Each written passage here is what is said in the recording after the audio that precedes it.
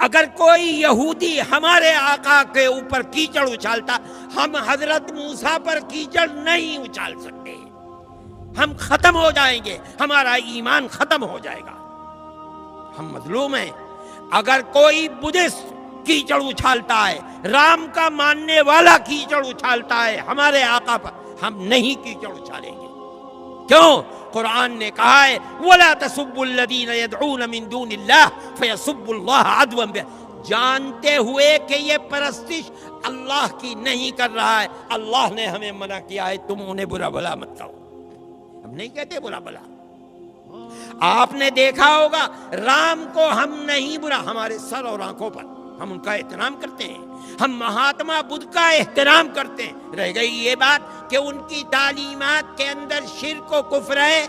ایک زمانہ گزر چکا، کہتے ہیں 14 لاکھ سال پہلے رام اور سیتا تھی، اس زمانے کے اندر ان کی تعلیمات بدل گئی ہوں، ہو سکتا ہے حضرت عیسیٰ کی تعلیمات بدل گئی، حضرت موسیٰ کی تعلیمات، قرآن کہتا ہے تعلیمات بدل گئی، رام اور مہاتما بدھ کی تعلیمات بھی بدل گئی، ہو سکتا ہے، اور ہو سکتا ہے کہ وہ نبی ہوں۔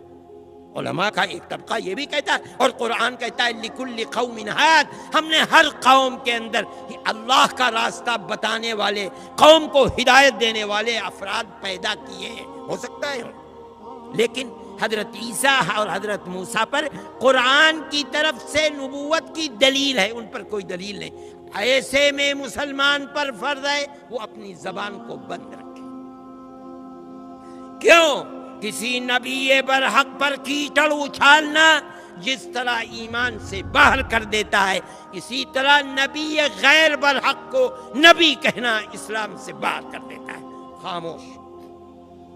مسلمان کو یہ طریقہ اپنانا چاہیے اور اسی پر زندہ رہنا چاہیے۔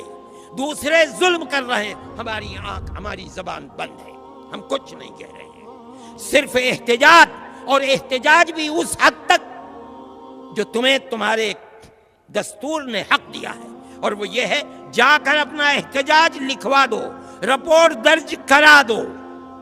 اگر نہیں بس چلتا آگے بڑھ کر کے کورٹ میں پہنچ جاؤ، مقدمہ دائر کر دو، یہاں تک تمہارا حق ہے۔ اس سے زائد بڑھو گے تو ملک کے اندر امن و امان قائم نہیں رہے گا، اکثریت کا بھی نقصان ہوگا، اقلیت کا بھی نقصان ہوگا۔ دیکھو ابھی تمہارے برابر میں ہانسروڈ کے اندر ہو گیا، ہندوؤں کا بھی قتل ہو گیا، مسلمانوں کا بھی قتل ہو گیا، دکانیں بھی جل گئیں، بات کچھ بھی نہیں تھی۔ میرے بھائی، جمعیت علماء کبھی جذبات سے نہیں کھیلتی، ہم نہیں کھیلیں گے۔